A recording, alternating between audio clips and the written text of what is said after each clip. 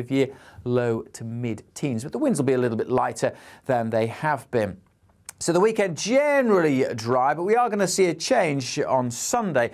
It looks like with more cloud and some outbreaks of rain spreading into parts of Scotland and Northern Ireland.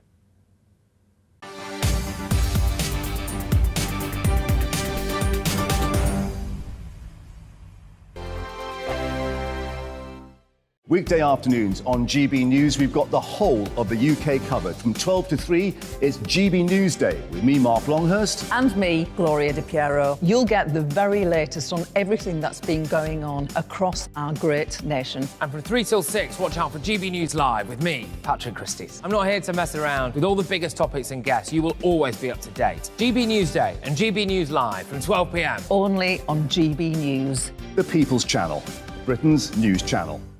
Hello there, it's Eamon Holmes here from Breakfast on GB News. We're not just on your television and your screens, you know. We're on DAB plus digital radio, so you can listen to your favourite shows on the move. If you've not yet listened to GB News Radio, it's very simple. We're on your radio player and TuneIn apps, on your smart speaker, phone or tablet, or online at gbnews.uk. Take us with you wherever you go. GB News Radio. You never have to miss a moment of the People's Channel. Join my show Farage, 7 p.m. till 8 p.m. Monday through Thursday, and there you will get opinion, analysis, debate, and I'll cover stories that nobody else dares to touch. You've been cancelled. Join the club. Oh my goodness me! And then for the last 15 minutes, talking pints. We're over a drink. We have a civilised conversation with someone. We very often disagree, but we do it in a grown-up way. Come and join me on Farage. Hello, I'm Simon Evans. Join me on GB News for Headliners at 11 p.m, where I'll be joined by two of the country's top comedians as we take a look at tomorrow's newspapers tonight. If it's a big story, we'll be covering it, I guarantee, but we'll also have some fun along the way. That's GB News Headliners at 11 p.m. We won't put you to sleep, unlike some of the other paper review shows out there. So join us, 11 p.m, 7 nights a week.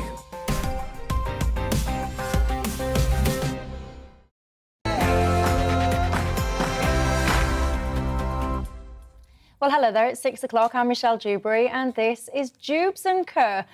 I've got a question for you tonight. If you saw a crime unfolding in front of your very eyes, what would you do about it? Are you the kind of person that would try and look the other way and not get involved? Or would you be straight in there trying to help out? I ask, because today 3 people have been stabbed in London. Why? Because they were trying to help someone who'd had their phone nicked. So tell me, where would you be if you saw a crime? And by the way, what's going on? Why do so many people in this country seem to think they can do whatever they want and get away with it? And let's talk foreign aid, shall we? India have now overtaken the UK as the 5th biggest economy.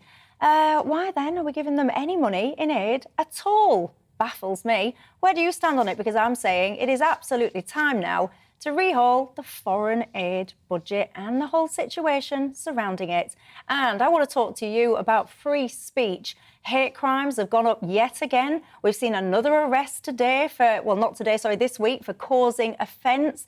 It's all gone a little bit too far, hasn't it? Tell me, and I'll see you in a couple of minutes after we've caught up with tonight's latest headlines.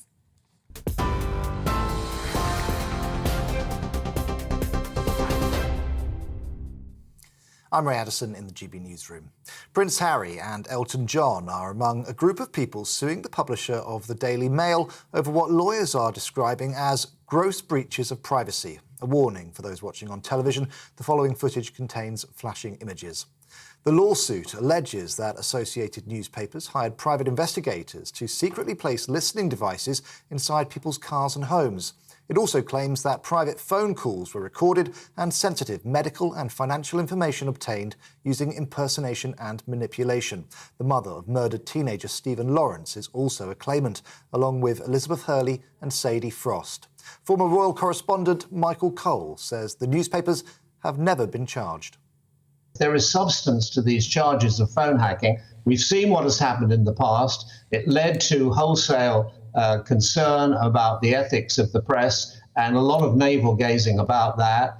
If this is something as bad as what was going on with the News of the World, then, stand by. We'll have to see what happened. But as I say, and I think it's important, the Daily Mail and the Mail on Sunday have never, ever been charged with anything like this before.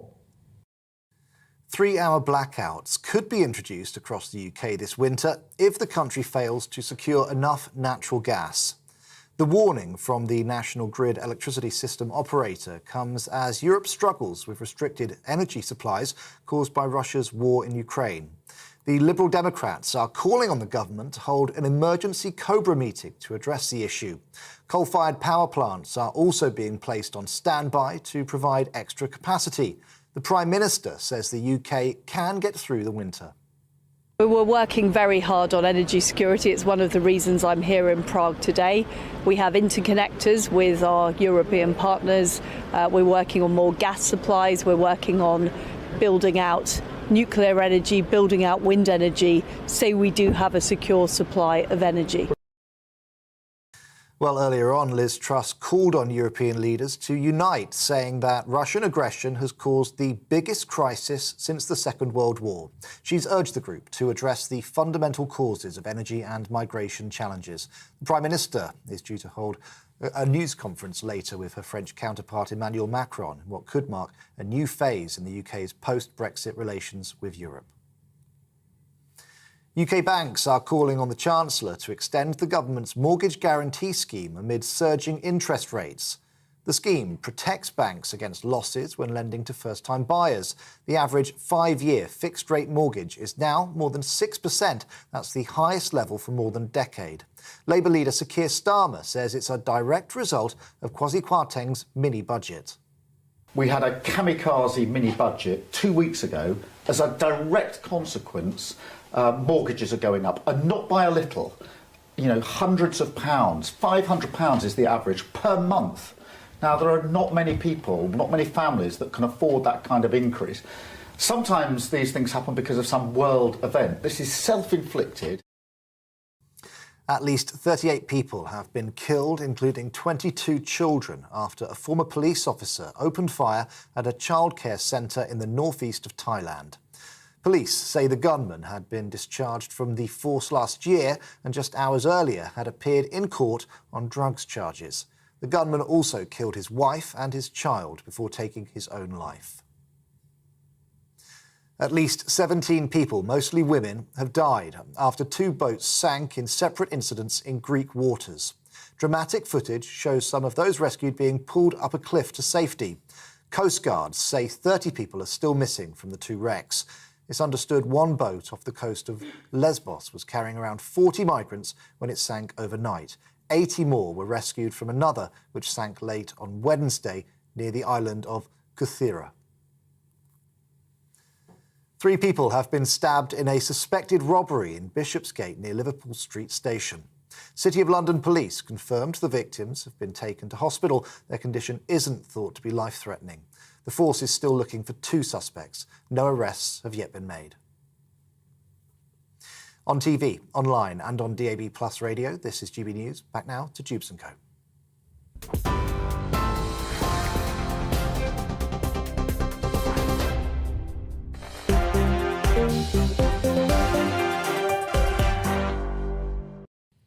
Thanks for that, Ray. Well, I'm with you right through till 7 o'clock tonight, and keeping me company tonight, my panel. We've got Toby Young, who's the director of the Free Speech Union, and the political consultant, Emma Burnell. Good evening to both of you. Evening. And you know the drill on Dewbs & Co, don't you? It's not just about us here, it's about you at home. What is on your mind tonight? You can get in touch with me, gbviews@gbnews.uk is my email, or you can tweet me at gbnews. I'll start then, shall I, by picking up on that last story in the headlines there. The shocking stabbing of 3 people this morning in the heart of London. Basically, passers-by who decided to help out someone who was having their phone nicked off them. I don't know how familiar you are with that these days, but it seems that sure, it happens on an hourly basis. People cycling along, just whipping your phone out your hand, and then before you realise it, they've just gone. I'm asking you on Twitter tonight as well, if this is your kind of thing, Twitter. If you saw a crime unfolding in front of you, would you get involved?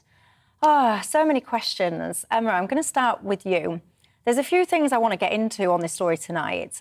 Firstly, the kind of concept of getting involved, all the rest of it. Secondly, what has gone on in this country so that people seem to think they can do, to me anyway, it feels like whatever they want, quite frankly, and get away with it?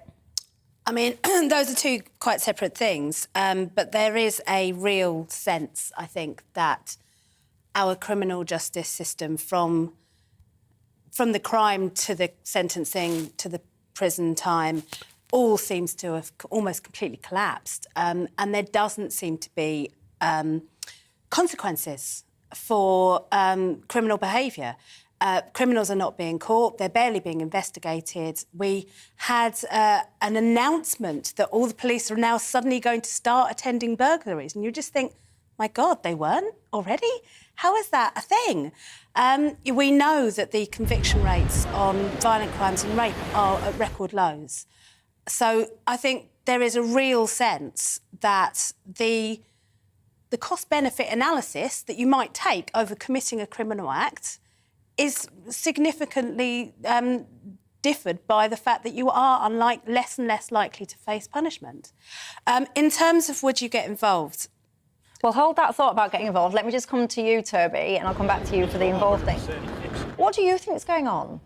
Do you think that things are getting worse? Has it always been this way, or what's happening? Well, it certainly feels like it's getting worse, and I think the rate of crimes being solved, particularly burglary, theft, muggings, is declining, and public confidence in the police is declining as well. And I think, it's hard to avoid the conclusion that the police are spending far too much time policing our tweets and not nearly enough time policing our streets. If they weren't dancing the Macarena, painting their cars in rainbow colours, then maybe they would be out there on the streets protecting ordinary people from criminals like this. It happened 200 yards from the City of London police station. For this sort of thing to happen in London at all is a disgrace. But for it to happen 200 yards from a police station is just unbelievable. But they don't care. I look at these people and I think, I don't know who you think you are. If you want the latest iPhone, guess what? Go get a job and go and earn it. I don't know what goes through your mind to think that actually what you can do is jump on your probably stolen push bike and cycle alongside someone to steal their phone. It infuriates me. Joining me down the line now, I've got retired police officer of 31 years, Norman Brennan. He's also the founder of Knives Destroy Lives. Yes, they do indeed, Norman. I'm just pondering at the moment, do you think the streets have gotten worse? Absolutely. I've been in law and order for 43 years. I joined the police service at 19 years of age. I'm now 63. I served 31 years as a frontline officer, half of my career as a detective, 6 years of those on a robbery squad. Since I've retired, I've seen the streets of Britain go out of control. The police cannot cope. It's not entirely their fault. Theresa May and this government cut the police service by 22,000. So 10 years ago, it was about then, although it was happening before then, police lost the streets. I'm ashamed to say that. I dedicated the best part of my life to keeping society safe. You're talking about knife crime and whether people should get involved. During my 31 years, I disarmed, I think, 6 or 7 knife offenders that came at me or were armed with a knife. Once I received a superficial injury. Another time I received a stab wound to my chest and very nearly died, arresting an armed burglar who committed 3 burglaries. In that time, I also recovered dozens of knives from children and those walking the streets or railway premises, on trains, transport properties. And I am just one police officer. Only 3 weeks ago, 2 of our colleagues, a female officer and a male officer, were fighting for their life on one evening, having been attacked. The female officer has got life-changing injuries. The male officer, it was only because an armed response unit turned up with pads and everything else to save lives that they do when they attend shootings and stabbings, that the other officer was saved. Now, that's what happens to police officers. So you're going to ask a question, what should the public do? Well, no, I'm going to ask you, well, how do we get control of the police? Of the streets. But I'm going to caveat it briefly, because the obvious answer is get more officers. But that's going to take time. So in the here and the now, what do we do? Michelle, the criminal justice system is not fit for purpose. Police join the police not to stop black suspects, not to nick motorists, not to plague the public and marchers, but to work together to keep the public safe, to attend victims, to reassure the public by visual presence on the streets and in motor vehicles. 2/3 of police time, and we have lost 22,000 officers, they're only just returning, so they're all young and in training. What does it actually say when Toby has rightly stated there, and you did as well, that we're telling the public we are now going to attend if you've been a victim of burglary? What does that say about a criminal justice system? Because when I joined the police service, we attended every single call. We attended it within minutes. We attended them in numbers. We took no nonsense. We have a police service now that just want to police. We've got police chiefs that are lost. They can't control police officers. Supervisors can't supervise. Some of them are more interested in promotion. So young officers that are just joining have got no one to look up to. And when they go out on the streets, every call they attend, they have 1 to 7 mobile phones stuck up their nostril or every other place when they're getting involved in a difficult arrest. It's posted on social media. Look how dreadful the police are.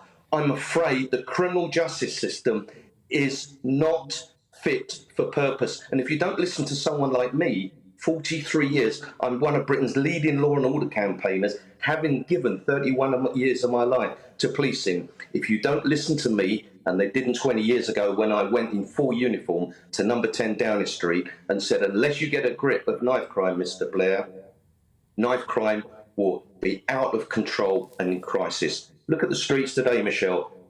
Are they in control?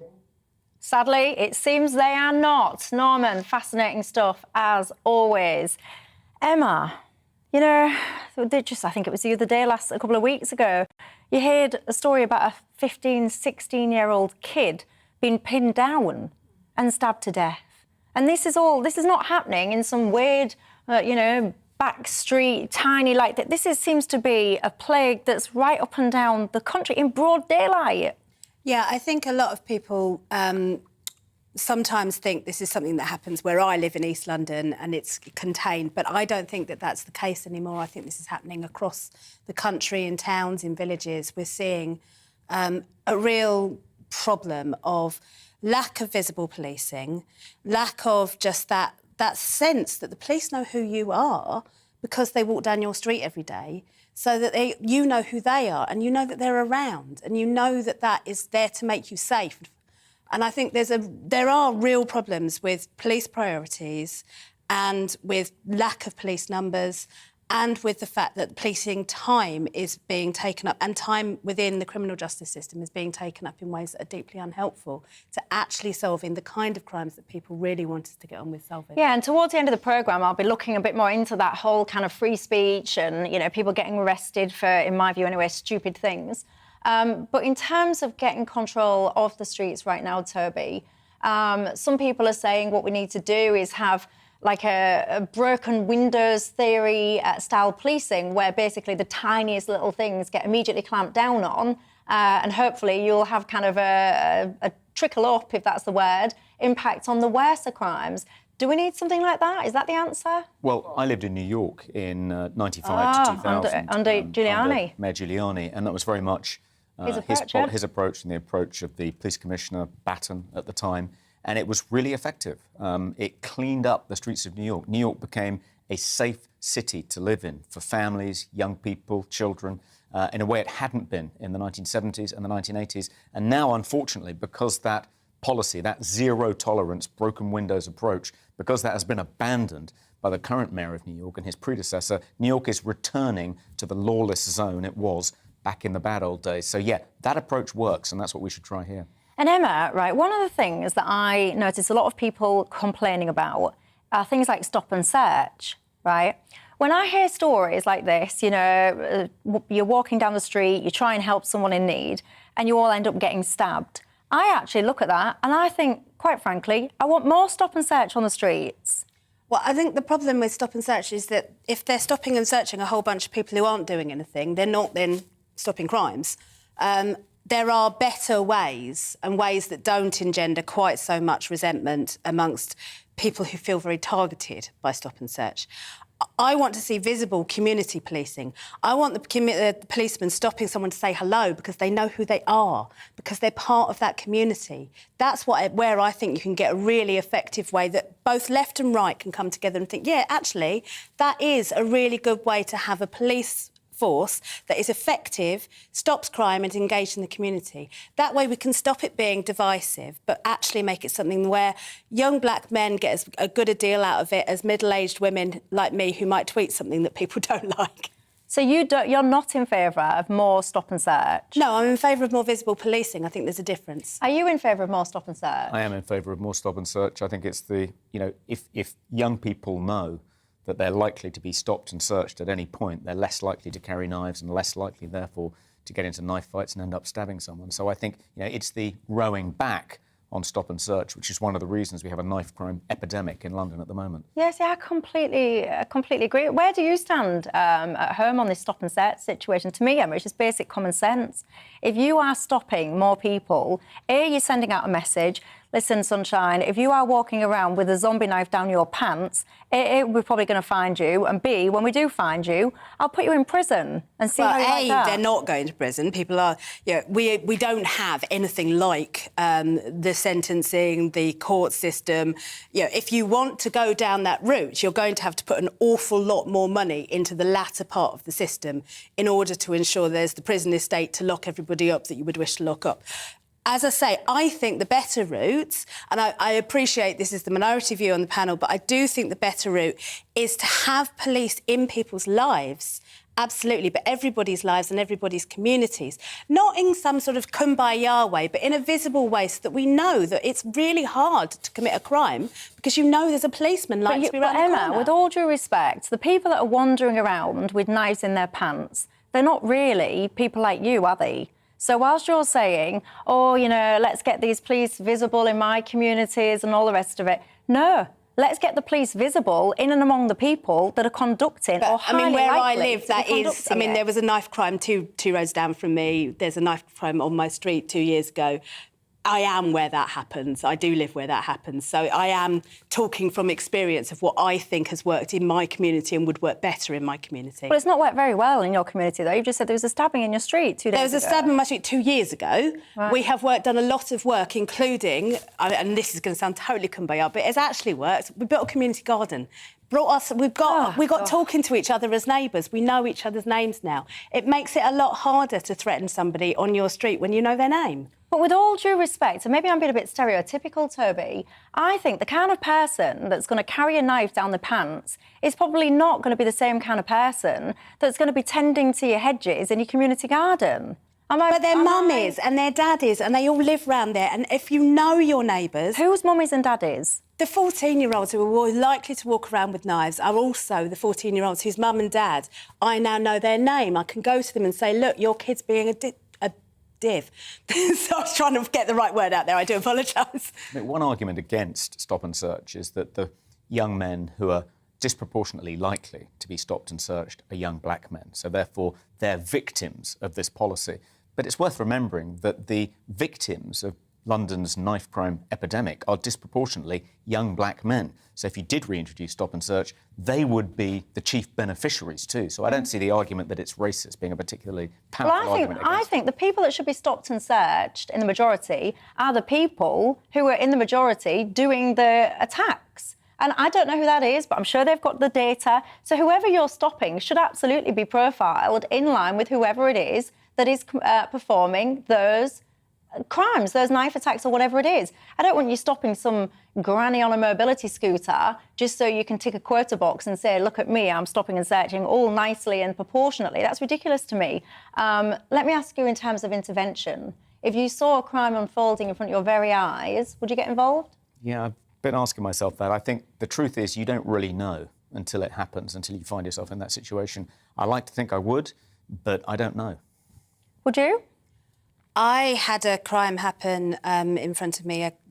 I was on a main road and a car pulled up very suddenly and the male driver, punched his female passenger.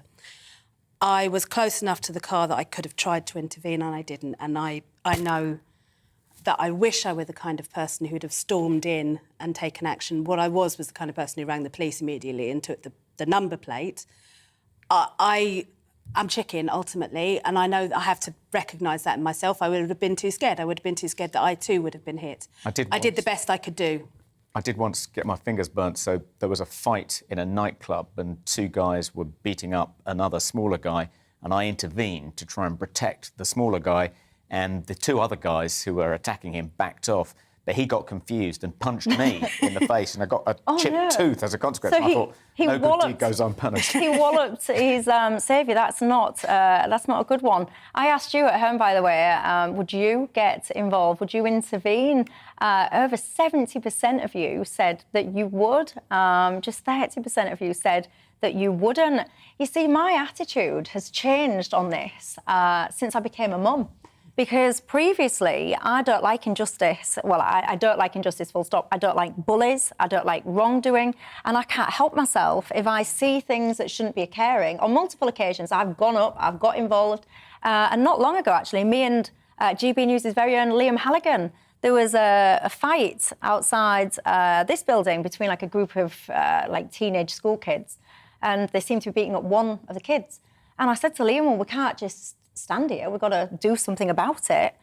So we did. Liam led the way and closely followed by little old me. And we went into the middle of this gang, kind of separated it. And it was only afterwards, and I give Liam most of the credit for that, obviously, and it was only afterwards that I thought to myself, blimey, actually, we could have been stabbed or anything. That adrenaline rush can take over at times, certainly.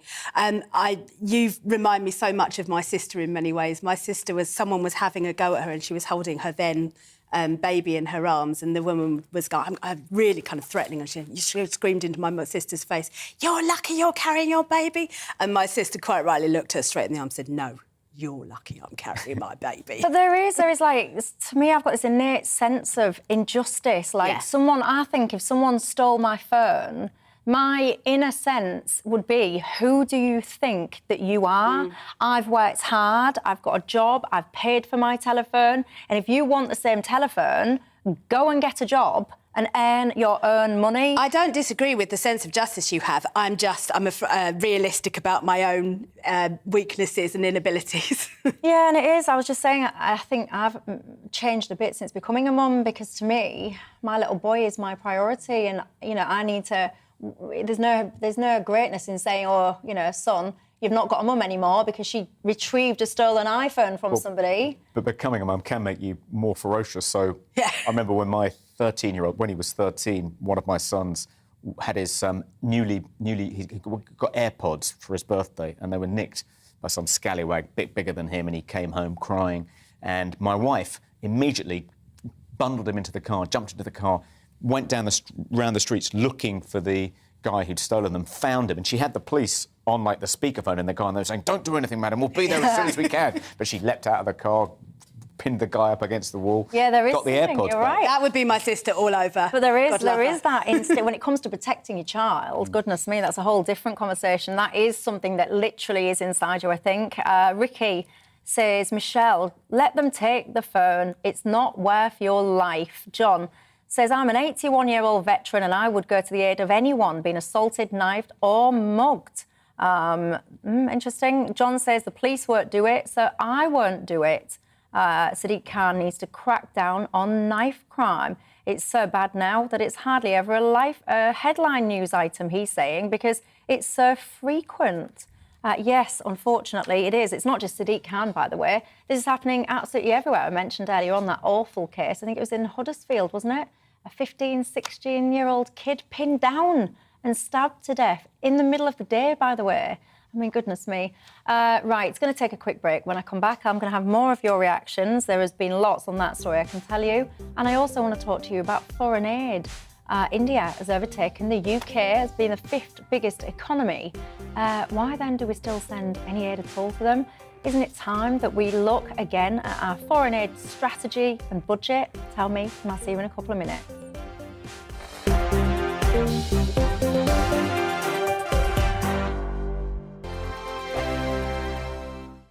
Weekday afternoons on GB News, we've got the whole of the UK covered. From 12 to 3, it's GB News Day with me, Mark Longhurst. And me, Gloria Di Piero. You'll get the very latest on everything that's been going on across our great nation. And from 3 till 6, watch out for GB News Live with me, Patrick Christys. I'm not here to mess around. With all the biggest topics and guests, you will always be up to date. GB News Day and GB News Live from 12 p.m. Only on GB News. The People's Channel, Britain's news channel. Hello there, it's Eamon Holmes here from Breakfast on GB News. We're not just on your television and your screens, you know. We're on DAB plus digital radio, so you can listen to your favourite shows on the move. If you've not yet listened to GB News Radio, it's very simple. We're on your radio player and TuneIn apps, on your smart speaker, phone or tablet, or online at gbnews.uk. Take us with you wherever you go. GB News Radio. You never have to miss a moment of the People's Channel. Join my show Farage, 7 p.m. till 8 p.m. Monday through Thursday. And there you will get opinion, analysis, debate, and I'll cover stories that nobody else dares to touch. You've been cancelled. Join the club. Oh my goodness me. And then for the last 15 minutes, talking pints. We're over a drink. We have a civilised conversation with someone. We very often disagree, but we do it in a grown-up way. Come and join me on Farage. Hello, I'm Simon Evans. Join me on GB News for Headliners at 11 p.m, where I'll be joined by 2 of the country's top comedians as we take a look at tomorrow's newspapers tonight. If it's a big story, we'll be covering it, I guarantee, but we'll also have some fun along the way. That's GB News Headliners at 11 p.m. We won't put you to sleep, unlike some of the other paper review shows out there. So join us, 11 p.m, 7 nights a week.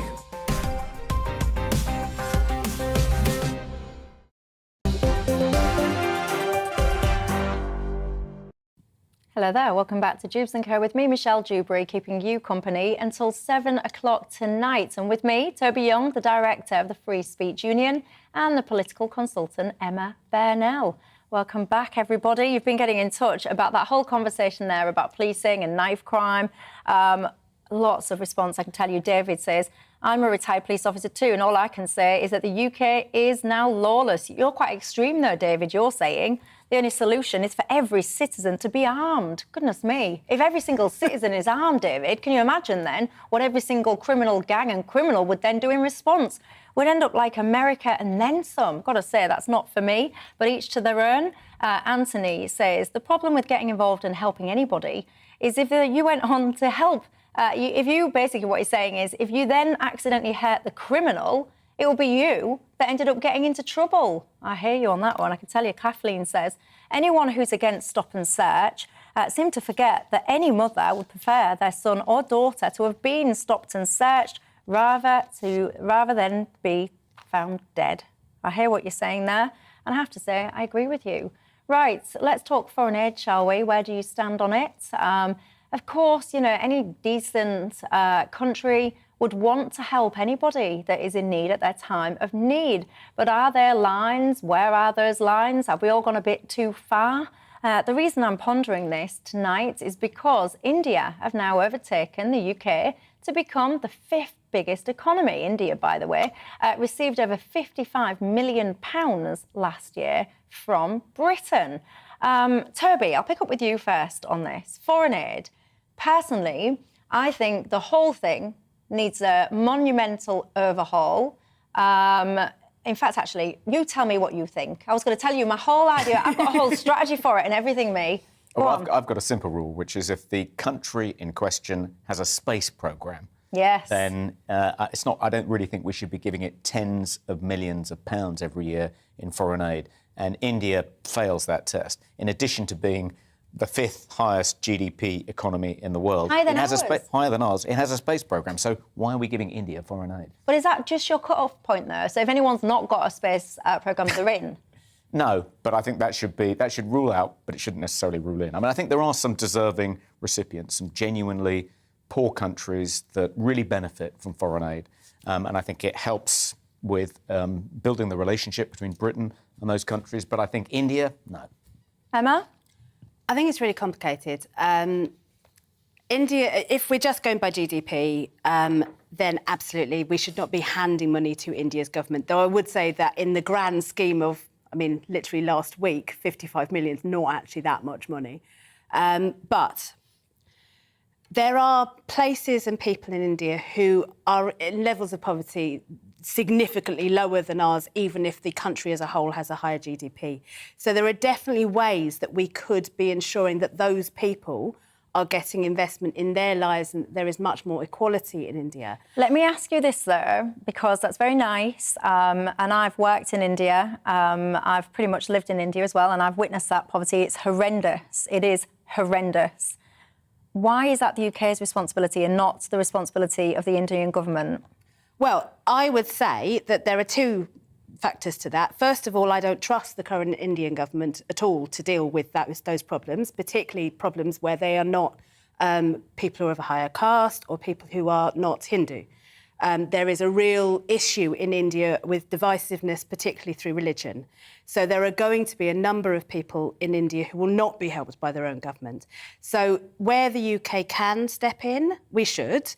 There are ways of doing that, I think, that might be better than direct aid government to government. So it may be that we can work through international charities, international organisations, through the UN and places like that, and with oversight to make sure that the money is spent properly. The why we do it is in part because we care and we are humanitarians, and a poor person in India is important, as is a poor person in the UK. Why else we do it? Well, as Toby was attesting to, there is an element of soft power here.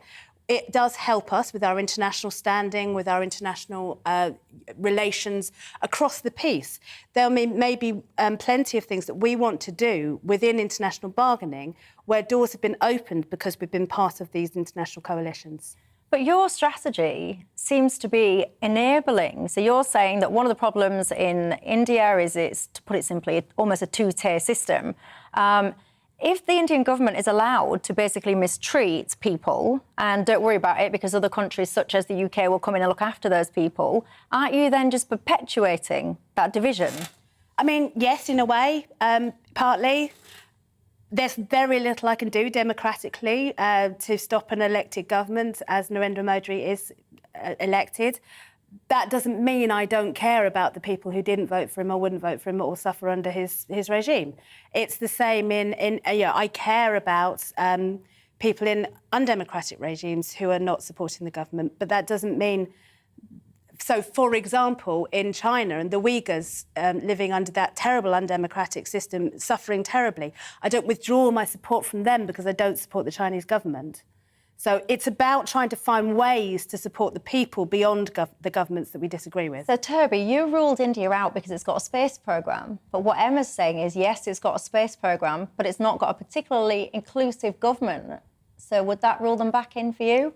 No, I mean, I wouldn't trust the Indian government to get the aid to the most needy. But what if you gave it direct to those people, NGOs or whatever, I don't know? I'm not sure I'd trust many NGOs to necessarily get it to the most needy either. I mean, there have been huge scandals with NGOs like Oxfam in the past few years. I mean, the problem is, even if there are some deserving people and we can afford to help them, how do we get the cash to them? We can't trust governments, we can't necessarily trust NGOs. Aren't we better off just keeping it and giving it to people we do trust in other more needy parts of the world? See, my big problem with the foreign aid set up as it is now as a strategy is that the target is enshrined in law. So it was 0.7, then it was 0.5, which I believed in. I agreed with cutting it. But it's a spend target. And I've never really been able to get my head around this, because when you tell somebody you have to spend this budget and that is a law, you literally, by very nature of that, you are encouraging profligacy, you're encouraging ridiculous spend on ineffective projects. And I don't understand, why is it not just a nice commitment as opposed to a legal target? I agree. It's virtue signalling, and it's virtue signalling we can no longer afford. Well, to be fair, at the moment, the problem is that 0.5% of GDP in a recession is actually less money. So it's the opposite of encouraging profligacy. What's happened is that we can't plan ahead because we don't know actually. If you're doing it by percentage terms of GDP, you can't plan how much that's going to be. So in some ways, I agree with you that it shouldn't be a percentage of GDP because that's actually quite a difficult and meaningless target. No, that's not what I said. Well, I mean, you said that you would change that rule. We'd change it in different ways, but we would both change that rule. What I think is that we should have better planning ahead. There must be transparency, there must be oversight. We have to know that taxpayers' money is being spent well and it's doing what it is intended to do. We can then argue democratically about what those intentions are. But you made the point then that GDP is shrunk, which it has, which therefore means the aid budget has shrunk, which it has. Are you saying that the aid budget shouldn't have shrunk? I'm saying that it would be better if an organisation could set up an aid budget that worked ahead of the 3 months that we look at recessions in, so that you can actually plan how much that spend is going to be in 5 to 10 years' time, because that's how projects really work. Projects should be able to have long-term planning and spending. So we should be able to say we will give X amount of money to this project to do X in India or X in Pakistan or X in wherever, so that we can make sure that that has a long-term difference, rather than simply trying to change that based on the percentage of whatever our GDP turns out to be this year. Where do you stand on it all? Get in touch with me. gbviews@gbnews.uk is my email address. Many of you still getting in touch on that police situation. A couple of you saying it's not about community gardens, as Emma's saying earlier on. You're saying it's about the simple notion of respect. You reckon that respect for the police is dwindling. Unfortunately, I do agree with you there. Not helped, by the way, by things such as Toby's example of the Macarena. But notwithstanding that, I don't envy the police. I wouldn't want to be a policeman for love nor money. Going to take a quick break. When we come back, I'll have some of your responses to that foreign aid conversation that we have just been discussing. And speaking of discussing, free speech, where do you stand on it? Do you think the world's gone a little bit mad? Hate crimes are up. Hate crime, of course, is something perceived by someone to be hateful. I'll be speaking about that in just a couple of minutes. Don't go anywhere.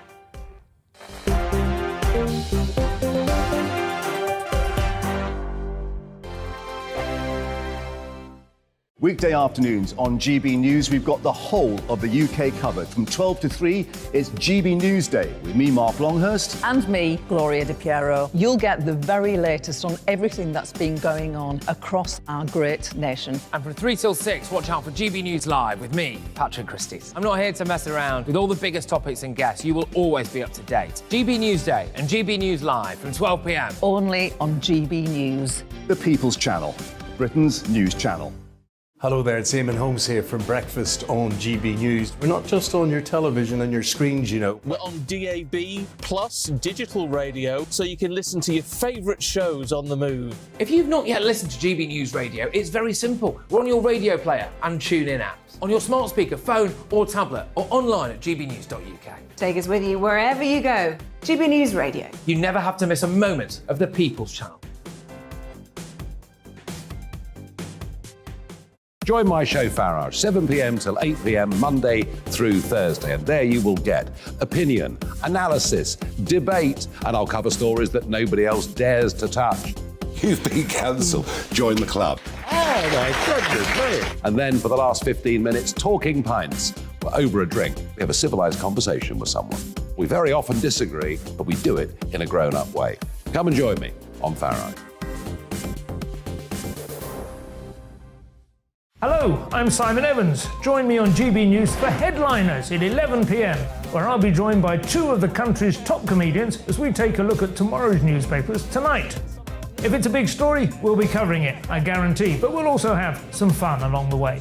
That's GB News Headliners at 11 p.m. We won't put you to sleep, unlike some of the other paper review shows out there. So join us, 11 p.m, 7 nights a week.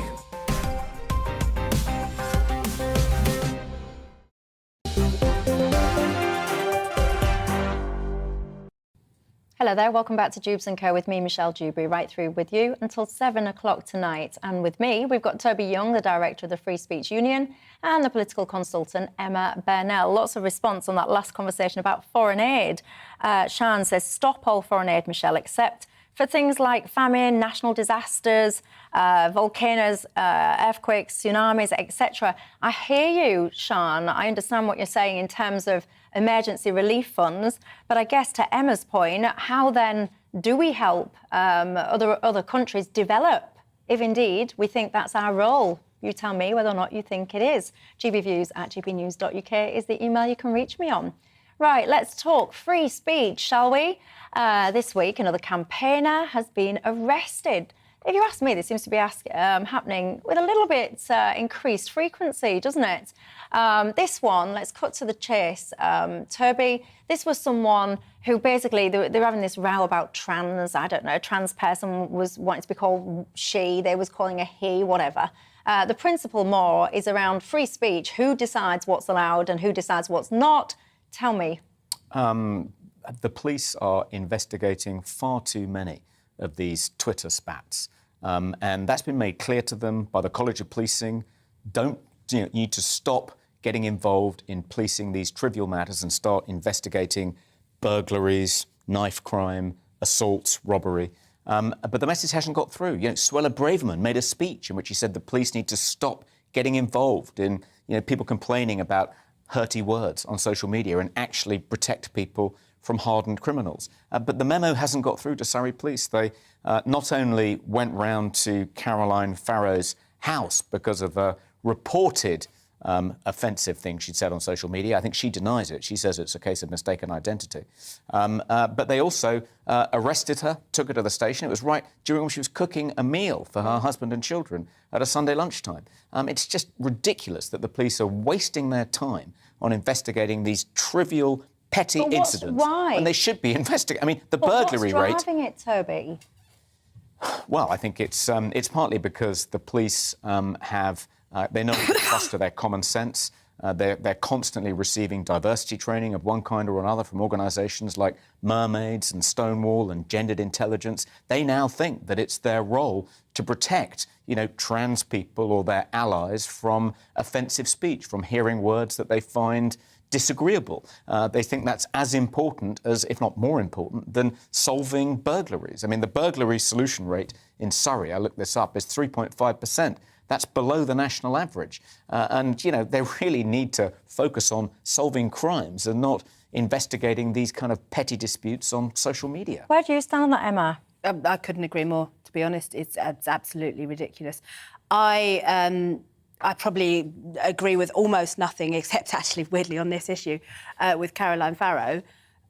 I would never want to call the police on her because she disagrees with me. Also, I just think if you're going to try and persuade somebody to think more like you, the best way of doing that is to have it out with them, to hash it out, to talk about it, to debate, to really get into it, to find common ground, to try and expand that.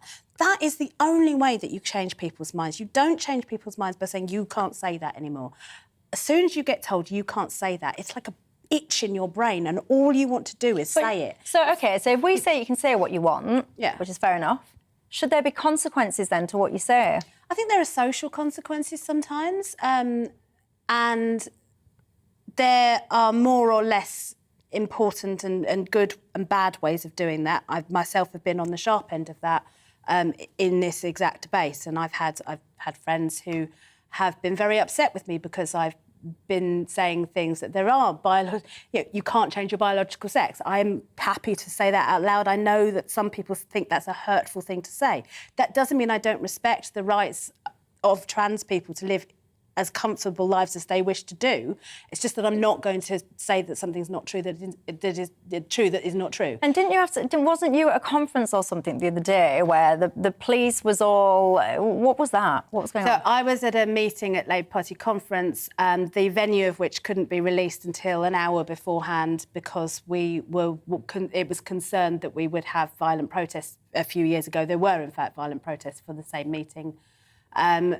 The venue was released. It was a fantastic meeting, about 100 Wow, what people meeting there. was it? It was a meeting of people called Labour Women's Declaration, which basically states 8 fairly uncontentious things about the importance of biological sex in law. Right. So why would that attract violent protest? Because saying that there is an importance of biological sex in law is, in my opinion, wrongly believed to be transphobic, inherently transphobic. I don't think that's true. But when I say that, I will happily have that debate with you. Unfortunately, there are people who want us to not have that debate and were outside of that meeting shouting slogans, basically, as we left. I mean, it was fine. It wasn't anything like what happened. Did that intimidate you or not? Not me, but I've worked in telesales. So there's very little you can say to me, I've nerd. Oh, well, cold callers. That is not many people get much more abuse than a cold caller, do they? Where do you stand on that, Toby? I stand with Emma. I mean, I think that I don't in any way think trans people should suffer. I'm a supporter of trans rights. Absolutely. But I do think there is a genuine conflict between sex-based women's rights and trans rights, and there needs to be a proper public debate. But the problem is the gender-critical feminists on the one side are happy to have that debate. What's a gender-critical feminist? A gender-critical feminist is a feminist who believes that women's rights are inextricably linked with biological sex. And if you refuse to acknowledge that biological sex is binary and immutable, then you jeopardise women's rights, and it becomes harder to defend women's sports, it becomes harder to preserve women's spaces like refuge centres and so forth. So I think the gender-critical feminists are willing to have that debate in the public square, but the problem is some trans rights activists aren't willing to have that debate. They would rather shut down and silence gender-critical feminists rather than engage in an open discussion about it. And I think if they had engaged, if they had been more willing to engage, if they were willing to engage, then they'd actually make the public case for some of the rights they want to defend. But by being unwilling to engage, by just trying to shout down, being so belligerent and aggressive towards their opponents, they've lost the argument in public, which is why places like the Tavistock are about to be closed. Oh, the world's going mad. Let's talk a little bit more about consequences, though, of the things that you say. So there was a very well-publicised case, I think it was, this week, a few days ago, of a nurse, right? You might have seen this case that I'm talking about. This nurse went on television, they was having a debate about Britain on the brink, whatever it was. And she was saying that she was a nurse, she was really frustrated, she felt her hands were tied, restricted in terms of being able to give the care that she wanted to be able to give. She was blaming a lot of that on the Tories. And she was saying that if you voted Tory, you don't deserve to be resuscitated. And that was queried. Then she went, well, I would resuscitate them, but they don't deserve to be. And it created a huge backlash.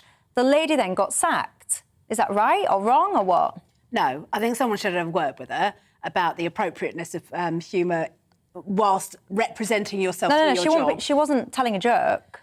I mean, she has a right to her opinions. If she's saying, I am saying this as a nurse, then you are saying it in part of your workplace. She was saying it as a nurse. I don't think she should have lost her job. I think she should have probably had discipline through her job. Well, what do you think? Do you know which case I mean? I do. It's very well publicised now. What do you think? She did lose a job. What do you think? I don't think she should have lost her job. And the Free Speech Union has reached out to try and contact her to say, if you want our help in bringing your employer to an employment tribunal and making a claim for unfair dismissal, we're willing to help. We haven't been able to contact her yet, but if she's watching this programme, contact us at at Free Speech Union. Let's have this out then, Toby Young, because I am a minority of one on this panel, because I think that she should have lost that role.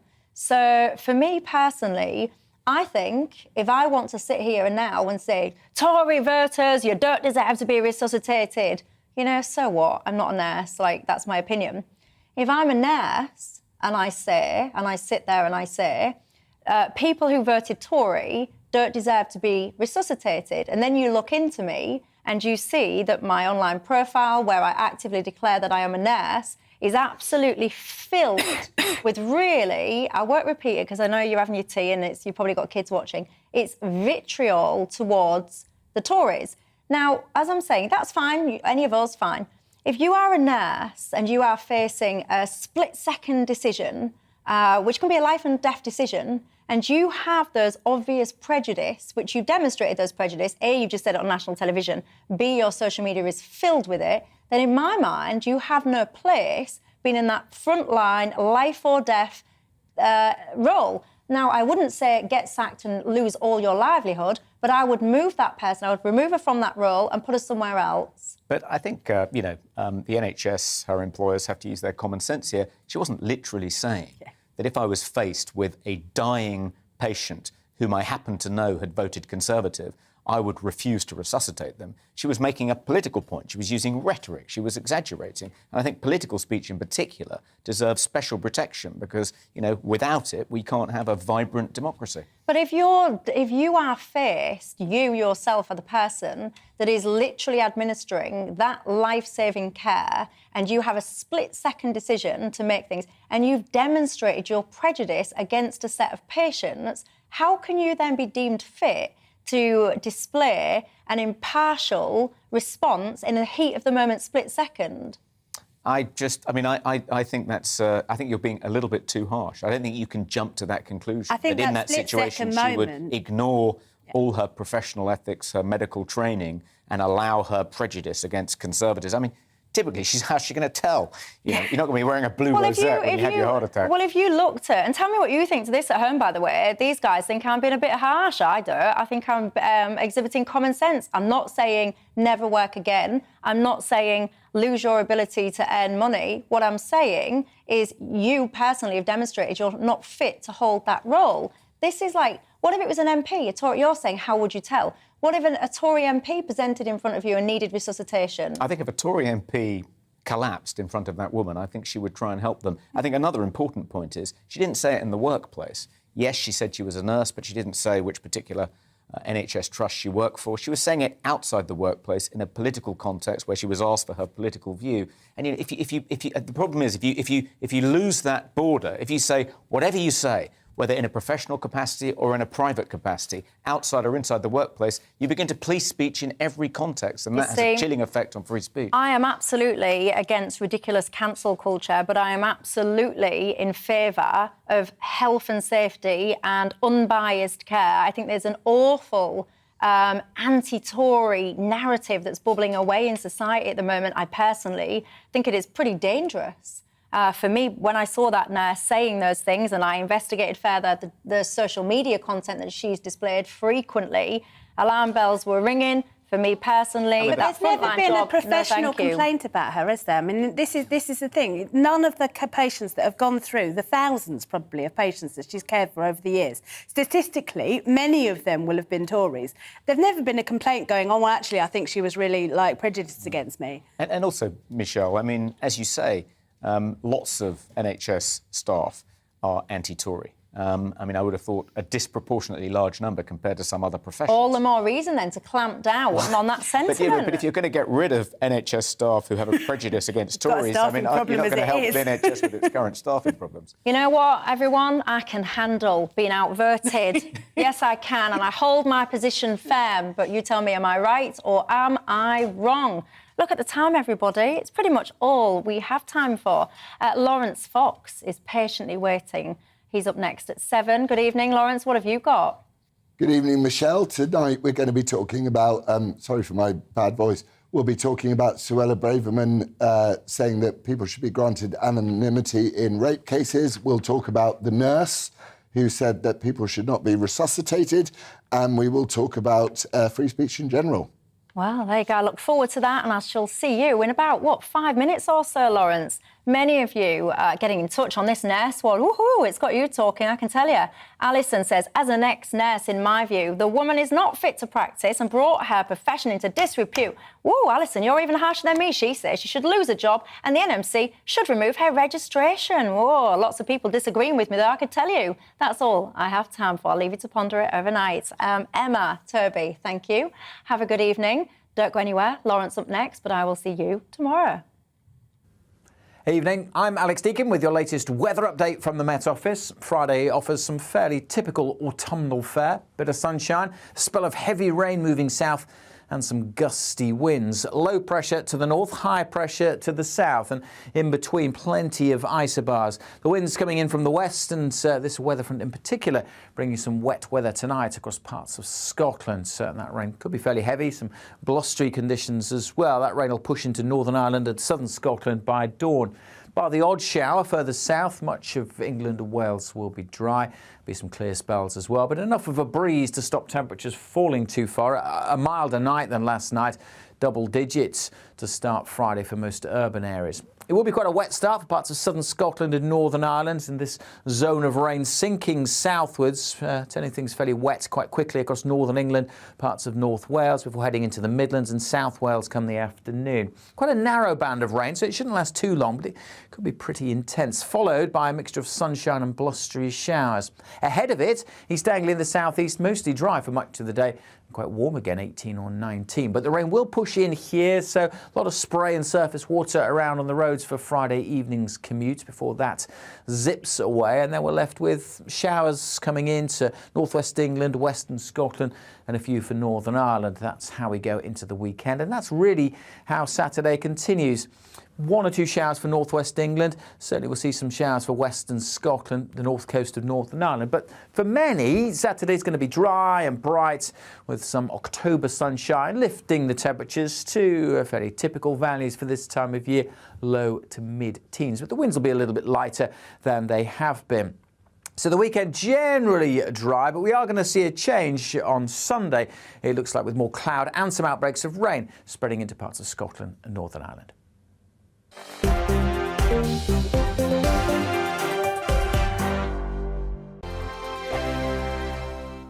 Weekday afternoons on GB News, we've got the whole of the UK covered. From 12 to 3, it's GB News Day with me, Mark Longhurst. And me, Gloria Di Piero. You'll get the very